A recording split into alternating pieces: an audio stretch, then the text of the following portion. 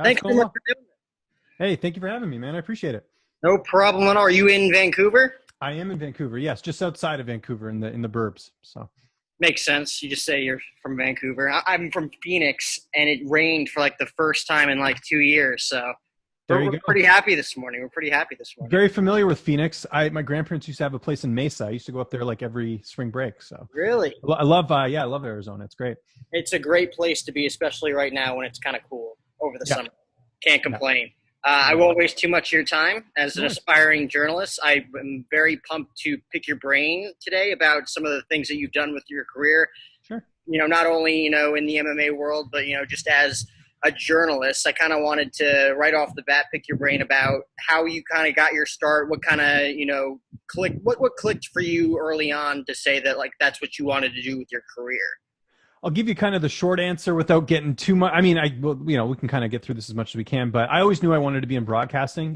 Growing up in Canada, stereotypical Canadian, I wanted to cover hockey, and I was a big hockey fan. I still am. I mean, MMA and hockey are like my two favorite sports by far. And it kind of got to a point where I was in university. I was studying communications. I was going to go into broadcasting, and then I started watching The Ultimate Fighter, and I became a really big MMA fan through watching that show. And I was what they used to call a tough noob back in the day, because there was, the sort of the arrogant fans that are like, I watched it from the beginning, so I was not one of those people. And then, yeah, I just, after I finished up university and then college, I ended up moving to Toronto and ended up working at the Fight Network, which still exists. They don't cover really MMA anymore, but at one point, they had Robin Black, and they had a lot of really outstanding broadcasters. Mauro Anello used to work there as well. I had the opportunity to work with him when I was there. So, yeah, I started out there and just decided to go all in on MMA instead of going the hockey route, because I thought, it's a niche sport and I know a lot about it and I really like getting into it. And I started off as an editor there, and I worked my way up to doing some highlights and producing and even some on-camera stuff as well. And then ended up leaving Fight Network and worked in the television industry just as like my day job. And then I was working and doing MMA stuff on the side.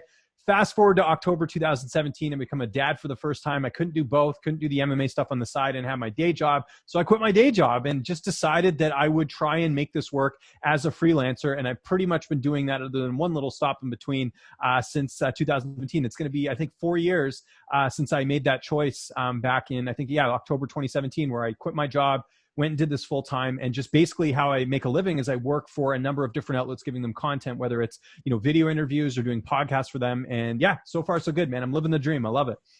I think it's safe to say you made the right call then. You're doing what you love, raising a family as well as a father. I mean, God bless. Like, Thank you. because with all of that, like you have to, really put yourself out there. You're like when you first made that decision, you're probably putting your neck out on the line saying like, all right, this is what I want to do. I'm going head first all in. And then now you're working as a freelance guy. So like at first, did you have to reach out to a ton of people, or they saw your work and it was just like, okay, I know you can do this for me. And it was kind of mutual. So when I initially went freelance full time before I went freelance, I was working for, I think two websites. I was working for MMA Oddsbreaker, who I would work for forever on the side, and Flow Combat. And so when I worked for them, I was kind of adding up how much I was making each month. And I was like, if I just get a few more outlets, like I can probably do this and I can make like it's almost as much as my day job. So, so I ended up getting on, I think at the time, with Fansided and Fightful and a few other outlets as well. And then, so I just ended up, like, I reached out to them and that's how I was able to get work. And then up until May of 2019, I was working as a freelancer. And then I ended up working at The Score, and I was their senior MMA news editor for about a year. They got rid of my position. Last year was almost a year to the date. It was back in June of last year. They just, COVID hit and they're just like, hey, we're going to get rid of the position. So I was back to freelancing. And the second time when I went freelance, it was a lot easier. Like I just sort of put the word out there, and a lot of people came to me and were like, hey, we want to get your interviews on our site. This is what we're offering, whatever. And so that's basically what I've been doing since the start of, and also my YouTube channel. So I had the YouTube channel when I was freelancing the first time, and it was going pretty well. But I had to get rid of that, or I had to not put content on there, because when I worked for The Score, I was exclusive. So I wasn't able to do any content for my channel. I was exclusively doing stuff for The Score. And then when I left, I ended up coming back to the channel, and the channel's going great now. I think I'm at like 28,000 subscribers now. And basically on the channel, or my podcast, my interview clips, I can't put up my full interviews on my channel because obviously the sites pay for those, but I do that. I do my pros picks. There's a lot of different content on there. So yeah, it's been, like when I made that choice back in 2017, it was very much like I made sure my ducks were in a row, that I wasn't just jumping into this without having guaranteed income. It was obviously set up, and there's been some ups and downs, but overall, I've been able to make a living, pay my mortgage, got another kid on the way. So it's a lot. Yeah. Been able to make it work. I'm just happy it's all worked out so far. So. Wow. Congrats, man. So through all of this, is it through, building your own brand, your own content through your own page that you've been able to build those relationships, in MMA when it comes to interviewing fighters or coaches or whatever? Was that something that you built on your own? People recognize the work you put in, or was it more of like you had connections in the business just from like growing up and meeting people along the way? It's a combination. So I did a lot of interviews when I was freelancing, like when I had my full-time job. Like I used to interview a ton of prospects. I was sort of known as like the prospects guy. And that was my strategy early on because I knew a lot of these fighters would eventually go to the UFC. And so to have those early relationships with them really paid dividends because a lot of these fighters got bigger, got more popular, and then they got on with bigger management and then they were already familiar with me. So it's a lot of like, I'm kind of showing, if anything, and not trying to sound conceited or anything, but I've kind of shown that really your brand is the most important thing. It doesn't matter what outlet you work for because I'm still getting big interviews and I don't work for like an MMA Fighting or ESPN or any of those bigger sites. The sites I work for, they're awesome, but they are smaller. So what I was able to do over the years was develop these really good relationships, not only with the fighters and the managers as well, PR people, promotions. So a lot of people at least are like aware of me. And I think that was because I was very good about getting my brand out there, very active on social media, on Twitter, my YouTube channel, and made sure I was always on camera and always, sort of putting myself out there. And also I used to, before the pandemic hit, cover a lot of events. So I would always go and people would see me in person and I can't tell you how many times I'd have people come up to me and be like, hey man, I love your interviews, or I've seen your interviews. And it's like, good, because that's the goal. I need to get myself out there. So that's really what it's been for me. Like a lot of the managers in this industry know who I am. A lot of the fighters know who I am. Even if they don't, like we've never done an interview, they probably have seen my interviews because I've interviewed like a teammate of theirs. So for me, it's just about putting in those reps. And that's how I've been able to sort of, cast this wide net where everyone sort of knows who I am. Now, did that come from one person, giving you like that break, be like, okay, here's the car, drive it, like see what you can do? Or was it more along the lines like everybody's seeing your stuff and everybody's like, yeah, he's professional, he's legit, he's not just some other guy who has a podcast? It took a while. I credit to Nick Kalikas. You might know that name. He does UFC On the Line. He does the betting show. Nick used to still owns MMA Oddsbreaker. He was the guy who first gave me my shot in terms of doing on-camera work. At the time I was working there, Frank Trigg, who's a former UFC fighter, now stuntman turned referee, was also doing video interviews on MMA Oddsbreaker. And I was like, I really want to be on camera. Like I've always wanted to be, like on camera as a broadcaster. And I was doing an audio podcast at the time and I'm like, why don't I try doing video? And I remember like at the time I reached out to Nick and I said, would you be okay if I did video interviews? It won't interfere with what Frank's doing. I don't mind interviewing prospects. I'll get, whatever fighters Frank doesn't get, and then I'll just get my own. So really the credit goes to Nick because he gave me a platform early on. It wasn't a big platform, but he gave me my first sort of paid,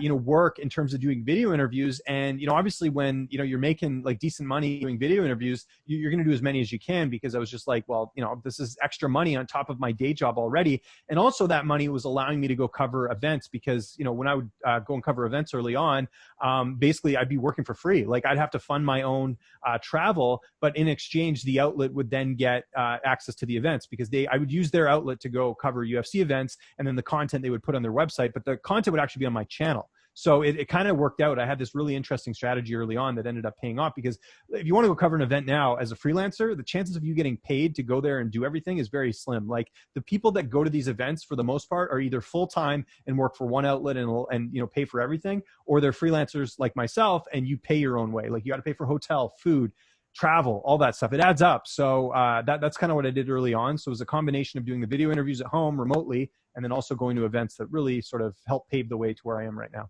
Wow. So correct me if I'm wrong, but it's more like, okay, like you are an acclaimed interviewer, like you have your stuff, everybody knows you're legit, and then you go to a specific outlet and then they, work out a deal with you to where they put your stuff out on their site, you put it up on your own site as well, but that's kind of how you get paid. Yeah. So like so to use the first example I brought up, my day job, I was actually working for a company that was associated with Sportsnet, which is a big sports network here in Canada. They used to have the UFC rights here in Canada back in the day. And so I was working for their parent company anyways in my day job. And I asked them, I said, can I freelance for you guys? You don't have to pay me anything. I just want to get my name on a big platform. And they're like, sure. Cause they never had anyone covering MMA. So what I would do is I would use them as to get credentials to UFC events. I would shoot my videos. They don't care care about the videos really. I mean, they would just embed them in the articles, but they would get content that would be Sportsnet branded. So what I would do is I would get the views on my video, and then on top of that, they would appear on the Sportsnet site, and they'd have someone back in Toronto just like transcribing like any key points from the interviews or whatever. And really, it was a win-win for both of us because Sportsnet doesn't have to pay me a penny to go cover an event for them.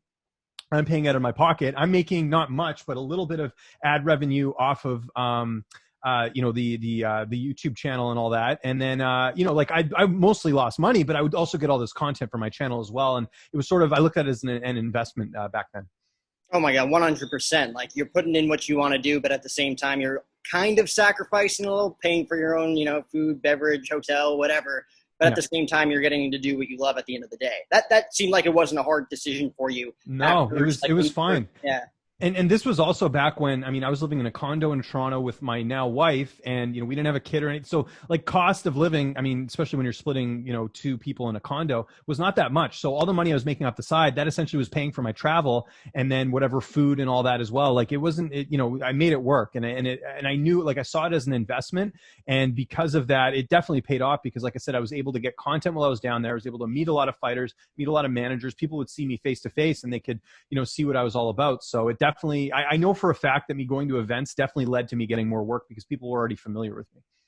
Were there ever a point, I know you talked about earlier about, you know, having to make that tough decision between, you know, day job or, you know, continuing your dreams and making sure, like you obviously had a plan to monetize from it, but were there ever times where you really had to put everything into question and be like, maybe it would just be easier to get a day job in order to support the family? Yeah, I definitely felt, I mean, there was times when I was first freelancing where, you know, I was still looking for a bit of work. I was kind of like, I don't know how much, because I wasn't making as much when I was freelancing the very first time, because I ended up moving to Vancouver. So I was living in Toronto at the time, ended up moving to Vancouver back home where I'm from.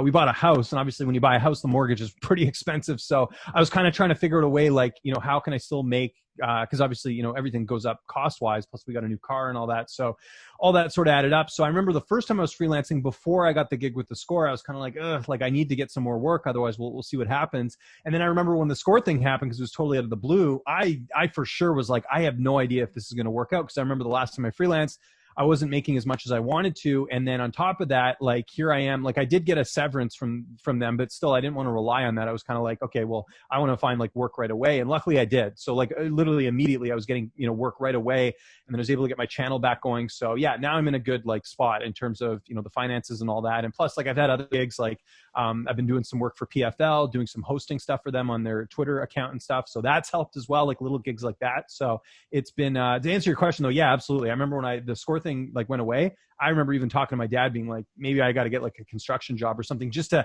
keep the money coming in so I can do this on the side. And then luckily I haven't had to do that. So. Would you ever consider going back? I mean, you said hockey at the beginning, growing up in, you know, the Vancouver and Toronto areas, you know, like, would you ever go back to wanting to do on-air stuff for other sports, whether it be hockey or anything else? Yeah, absolutely. I mean, if there's an opportunity where I think it could fit, or I feel like I would be like really good in it at this point, like I do listen to a lot of sports talk radio and stuff. Yeah, absolutely. I'd be absolutely open to it. That's also the reason my Twitter handle on my social media is Lynch on Sports. I never wanted to be just, you know, just in case I needed an out. I didn't want to be, you know, everyone in this industry is like, whatever MMA. I've always been Lynch on Sports. So that way it keeps it open if I ever wanted to do other stuff. But absolutely. I've covered some boxing as well. I've done a few like hockey interviews as well. I talked to Brendan Morrison, who used to play for the Canucks not that long ago. Interviewed, who is it?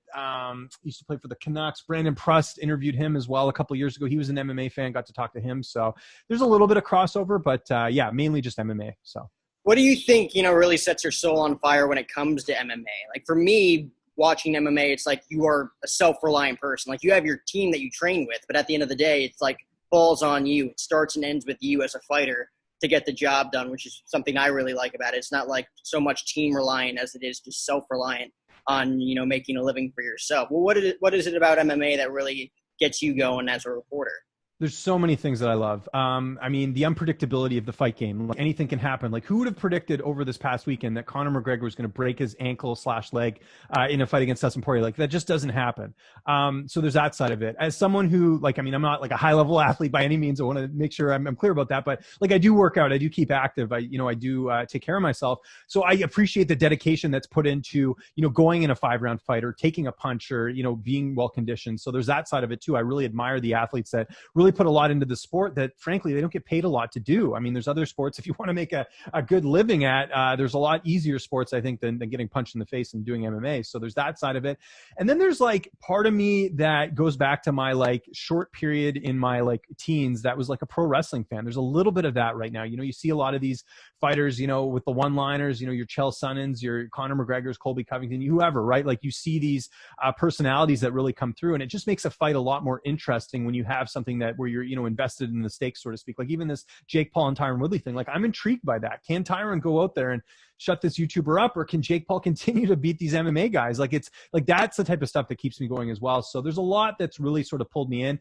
I'll be honest, like it is a lot to keep up with sometimes, especially, you know, being a dad, and even with the time difference here, like it's, you know, being on Pacific time, sometimes the fights start like in the middle of the afternoon on a Saturday, and when you got a 3-year-old, it's tough to sort of balance that. So I've worked around that, but no, I still love this. I still love doing interviews. I still love, you know, talking to fighters and all that. So it's just, yeah, super grateful, man. Like every day I wake up, I'm really, really, really grateful for the opportunities I have to do this job for a living.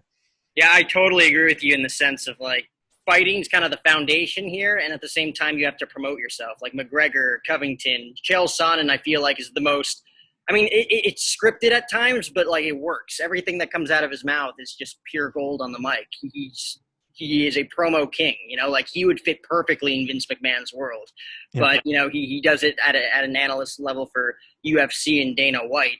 Do you think that this past weekend, obviously leading up to the McGregor-Poirier 3 fight, that Conor, obviously a great promoter in his own right, but it kind of really felt like he was trying to make things personal. Like it almost felt like insanely forced, because the first fight, insanely respectful between two guys, and he loses, and all of a sudden all of this trash talk on Twitter, which is common for him. But at the same time, like he really tried to make things personal with Jolie Poirier and his family. And even after the fight, like this is probably the first time he was not gracious in a loss, even though it was kind of not really a distinctive loss.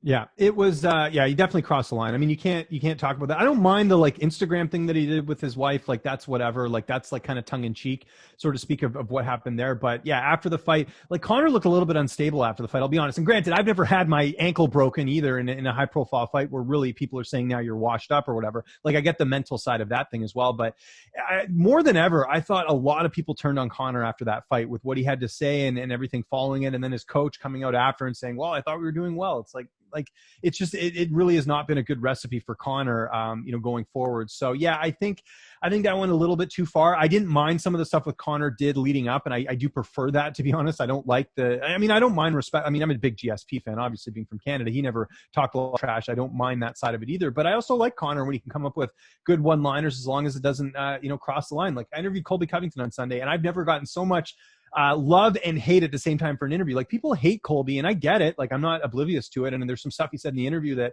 I would have never repeated, and I didn't want to, you know, sit there and push that any further and try and let him say more on that. But I'm fine with trash talk as long as it's within certain boundaries, family, religion, politics, all that. I think we can leave that out of it. I think there's creative ways you can still be entertaining and build up a fight without having to go that route. So to answer your question, yeah, I think it went a bit too far this Saturday. I mean, I found it insanely amazing that he was saying all of this stuff. Like 100%, I think everybody would agree that it was over the line, kind of disrespectful. But at the same time, the T-Mobile Arena is booing the hell out of Dustin Poirier when he enters the octagon. You know, like he's almost manipulated the entire crowd to be like, this is what it's all about. You know, the trash talking, the promoting, like the arrogant character of Conor McGregor has gotten over despite what he's saying.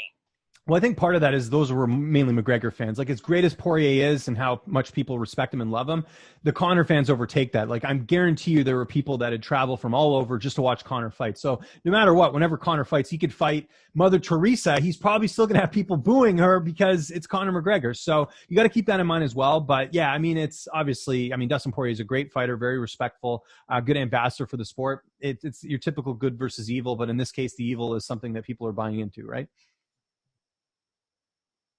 It was just, you know, like I think moving forward, I feel like a lot of people have kind of seen like Conor didn't really have to do that, you know, like he's set, you know, he's set his family up for generations, you know, like the prime of his career, I think is safe to say, like it happened, you know, the fight against Eddie Alvarez to become the two-time champ, like that's probably his biggest moment.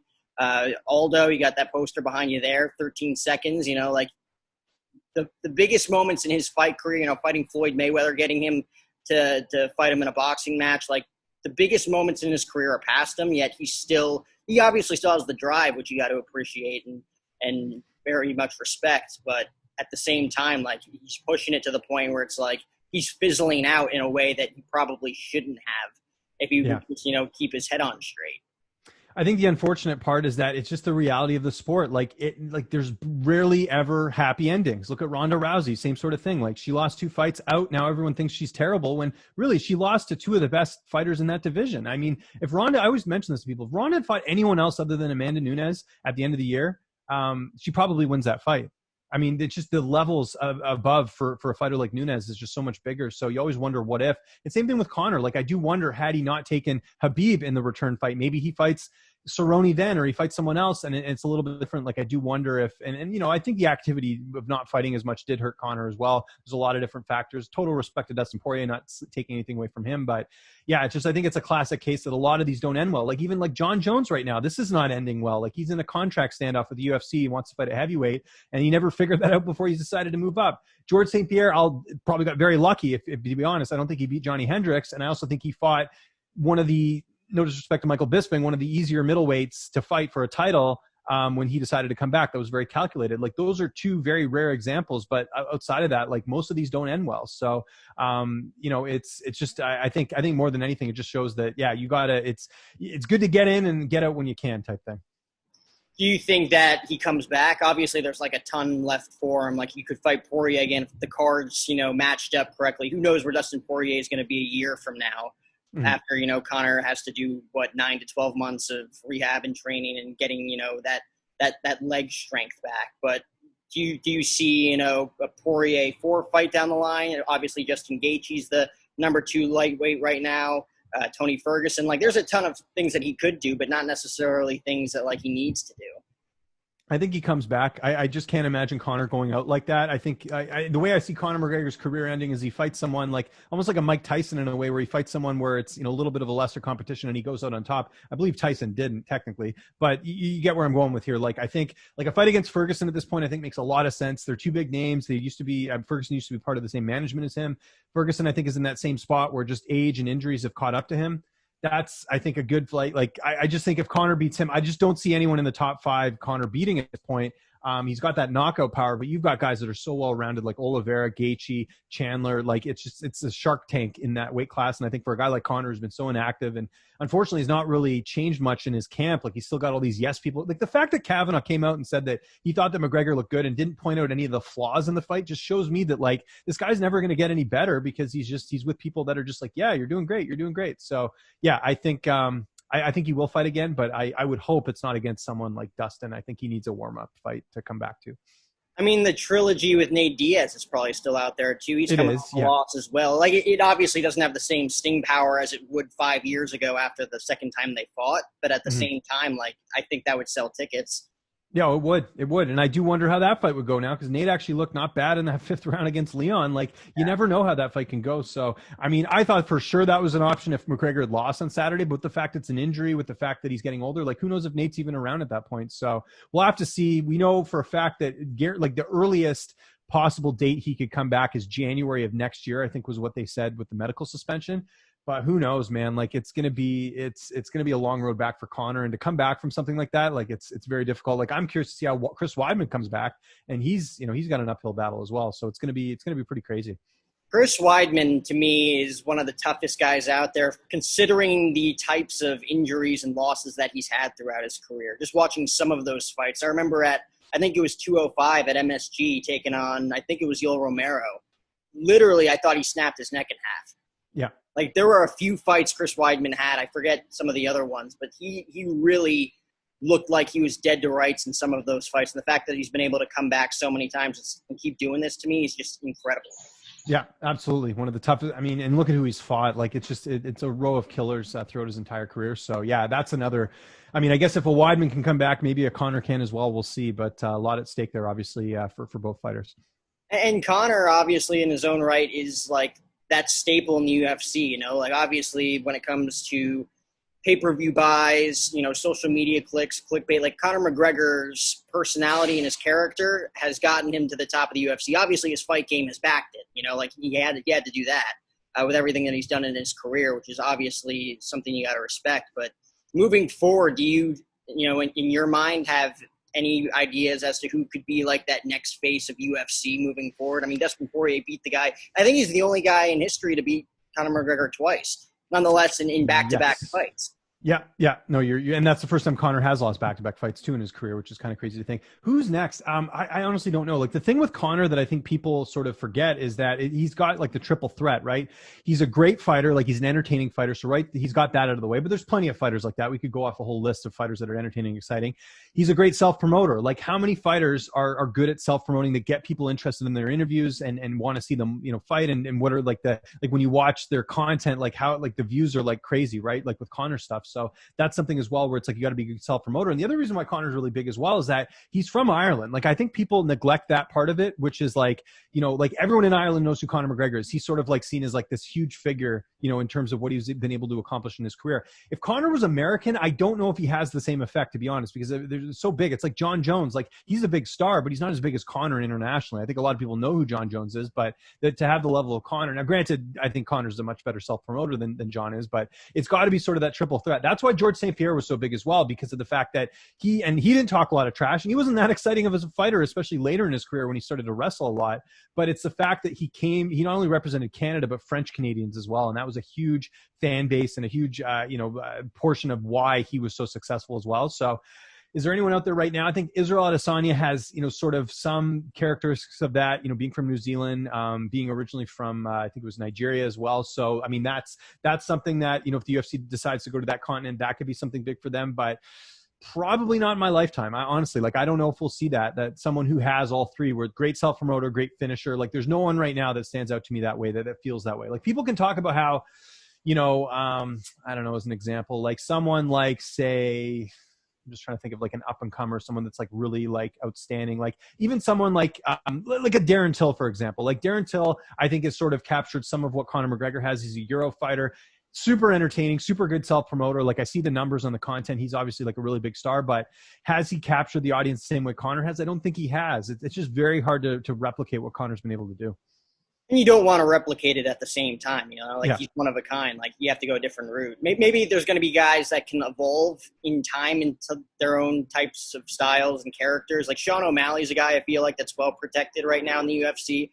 Obviously has the fight skills. I mean, on the mic, who knows at this point, like he's still very young, still up and comer. But it seems like Dana's protecting him a lot moving forward, especially in that fight this past weekend.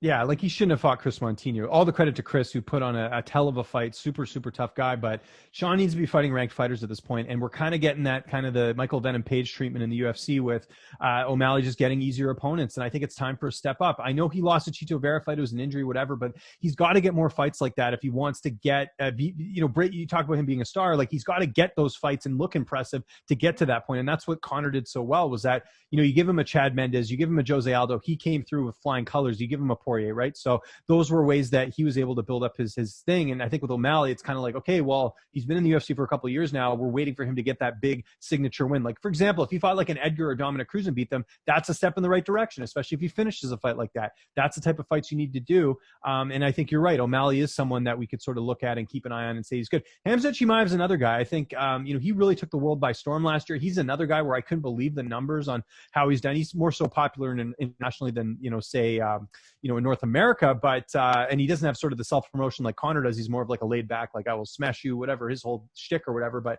he's another guy I would keep an eye on in terms of his age and what he's been able to do. Like in the cage, 100%, he's got it down. He's finishing guys quickly. He's, looks like this unstoppable force. He's got an interesting matchup coming against Li Jingliang coming up later this year, but he's another guy I would keep an eye on in terms of potential stars in the octagon. So on the topic of, having a character in this type of industry, like Chael Sonnen, we talked about earlier, like literally he's a promo king. Like I think he's very diligent in, writing things out before he actually says them, but it obviously comes out well on camera.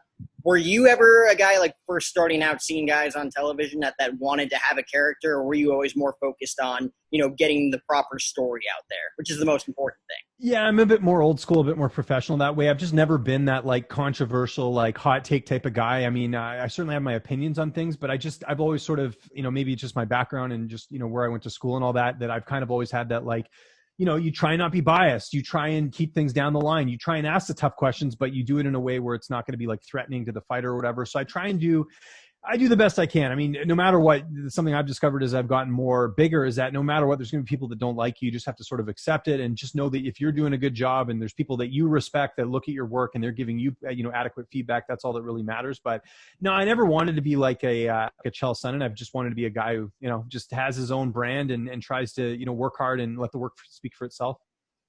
Yeah, I mean, I feel like that's definitely something you are, born into. Like Chael Sonnen's a natural. Like that's who he is. That's his personality. Where like I agree with you. I feel like I'm in the same boat. Where like very consummate professional. Want the story to get out there. Like I am who I am. Like as long as you are who you are, I feel like at the end of the day, like it's going to turn out great. Like the interviews are going to turn out great. The content's going to turn out well because you're being yourself. You're not trying to be someone. Exactly. Not, which is why Conor McGregor is who he is. Like that's who he is. He's brash. He's very charismatic. Like some other guys, not to say that we're not charismatic, but at the same time, we're like a little bit more reserved. Like we're trying to get, the most important piece out there, which is the story. Exactly. Do you have any specific interviews that rank up there for you? Like when it comes to storytelling, or is it more of along the lines of like, okay, like these are the questions I'm going to ask and this is how the interview goes? Or do you have, some of those interviews that like went, yeah, like an interesting direction in terms of like a cool story. I mean, I've had a lot of really good interviews. Like, unfortunately, the scorer who I work for, none of my interviews are up anymore. They basically got rid of the channel, so a lot of that stuff's gone. I had interviews with Poirier and Ferguson. Like, I had a lot of really good interviews up there. So some of those are gone. I remember the Ferguson interview was good. It was like one of the first ones he did, talking about cutting weight ahead of the Gaethje fight, just to prove a point. I'm trying to think of one like recently that I was really happy with. Yeah, I mean, there's been like, I think I remember, talking to Curtis Blades right after he got, finished by Lewis, just sort of hearing his perspective, and that whole thing that happened with the fan was I thought something that, needed to be sort of get out there, that, there is these fighters getting a lot of abuse online just for no reason. Like this friggin' ass goes out there and calls Curtis Blades and tells him he's got knocked out and just being a jerk. And Curtis is one of the nicest guys ever.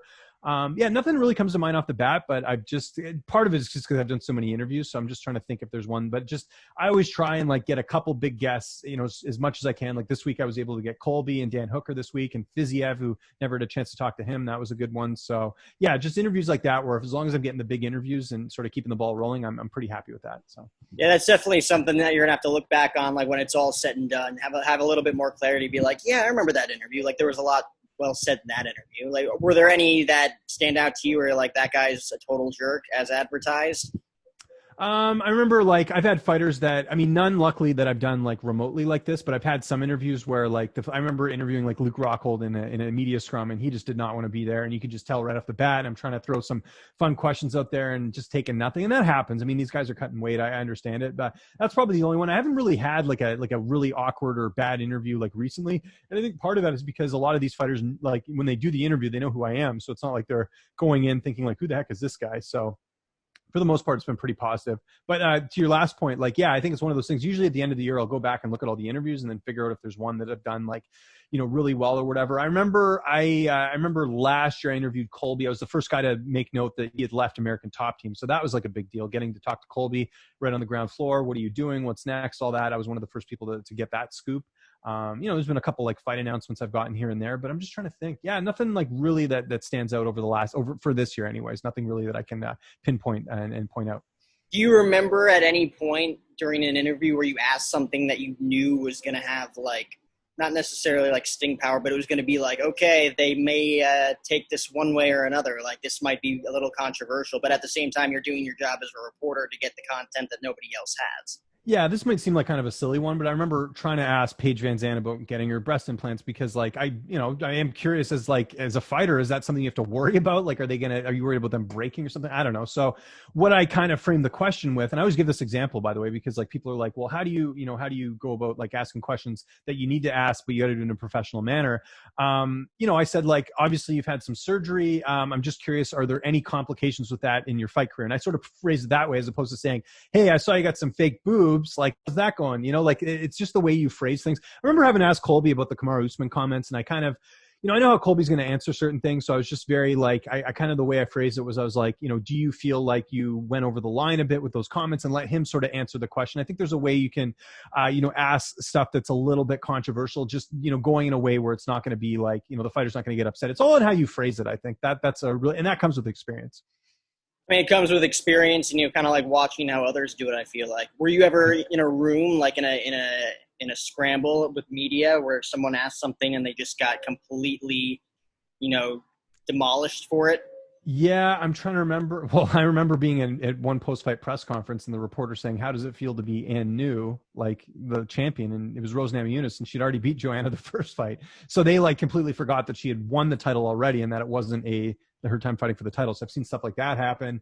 I wasn't there for it, but one of the worst blunders ever was that reporter who was talking to Albert Tumanov and thought he was Robbie Lawler. So he's like asking questions like Robbie, or no, he was saying like, he was talking about the fight, but to Albert Tumanov, but it was, he was thinking that it was Robbie Lawler. So that stuff like that happens. Yeah, it's going to happen. I mean, I've had like, I remember, I'll never forget this. I was in a media scrum and I asked Robbie Lawler about Stephen Wonderboy Thompson and saying, is that a fight that interests? Because there was some talks about, you two being linked together, like in a matchup. And he's like, that was never, he like shot it down, and he like got offended that like I'd suggested a fight with him and Wonderboy. This was when he fought Askren, and he like kind of like singled me out in the scrum. And like, I would have never known that he would have been upset about that. And it was 100% true. BJ Penn had a whole story on it, how there were talks about Wonderboy and Robbie Lawler fighting at one point. And I don't know what irked him, but it's going to happen. You're going to have times when fighters are upset for certain things, and you just got to roll with the punches and move on. And you can't take it personally. That's the biggest thing. Oh my God. I feel like at certain points though, like if you're not prepared, like some of those, like the Robbie Lawler story or Amanda Nunes, like you kind of have to be prepared in order to do this job. Yeah. You see those people again? Like, are they invited back or? Well, I haven't covered an event since UFC 245, the Covington and Usman card, because of the pandemic. Mainly because like I'm getting my second vaccine tomorrow, thank God. But the issue is the quarantine. Like I could go travel now, but the problem is I got to have to quarantine for so long and be away from my family. So you think a fight week is 1 week, and then you got to quarantine I think for another 2 weeks. So that's 3 weeks I'm away from my family. It's just not worth the trade-off when I can do most of my interviews from home. So I haven't been to an event in a while, so I can't really speak to that. But I remember going to events, and yeah, you get the odd reporter, because how the UFC does their credential system is a little bit different. Like it's not even based off, like I can't just go on my own and go to a UFC event. I need to get on with an outlet that's approved. So what does UFC like? They obviously like big channels, like YouTube channels. They like, obviously like, your MMA Fightings, your MMA Junkies, all that. And they like newspaper and radio outlets. Like it doesn't matter if they're big or small, just any hint that they're like somewhat mainstream, they will let you in on that. I've even seen them let like university students who are from like a major university for like a local paper. I remember going to Buffalo and covering that card, that some students from the university were able to go there and get credentials as well. So you get a mixed bag when it comes to reporters, and not necessarily the most qualified people. So I think unlike other sports, it's a little bit more of a mixed bag when it comes to the media. That's interesting. I mean, at the same time, I get it. They're very interesting in that retrospect. And you obviously have adapted to, online, doing stuff remotely very well, obviously with Zoom. I don't think anybody really knew how to use Zoom about 2 years ago, but I feel like everybody's on board now. Do you miss going to events? Are you excited? Oh, 100%. Yeah, I can't wait to go back. I'm thinking early next year I'll be able to go 2022.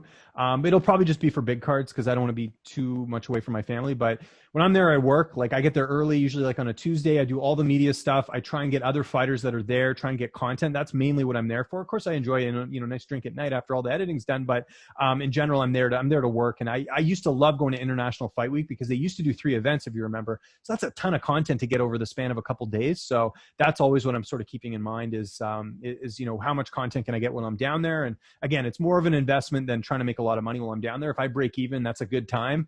So that's sort of how I look at it in terms of like, gathering content and all that. And quickly, I'll just mention, like, I got kind of lucky because I've been doing remote video interviews since like 2016. So I had this down pat. So when the pandemic hit, I was ahead of everyone. And I actually don't even use Zoom. I use Skype because I don't like the quality of Zoom. It's not as sharp as some of the stuff I get on Skype. Like Skype, I can get like 720p, like really good quality stuff. I wish I could get 1080p, but sometimes you can't get that. And then it records in stereo audio, which I hate. Like if I do an interview on Skype, I have a whole video on this, by the way, on my channel, youtube.com/Lynch on Sports, to talk about how to record my interviews on Skype. I record two ends. So like, let's say I cough or something, I can cut that out of the interview. Whereas with Zoom, you can't do that because it's stereo audio. Like I really wish they'd have a feature on here that would do stereo. I haven't been able to find it. I actually, if I'm in a pinch and I can't use Skype, I'll actually use StreamYard. They're a little bit better for that, even though they're also stereo, but the quality is just way better. That's interesting. I'll definitely take note of that. I definitely did notice, like, it's not 1080p, but 720p, you said, is its highest resolution?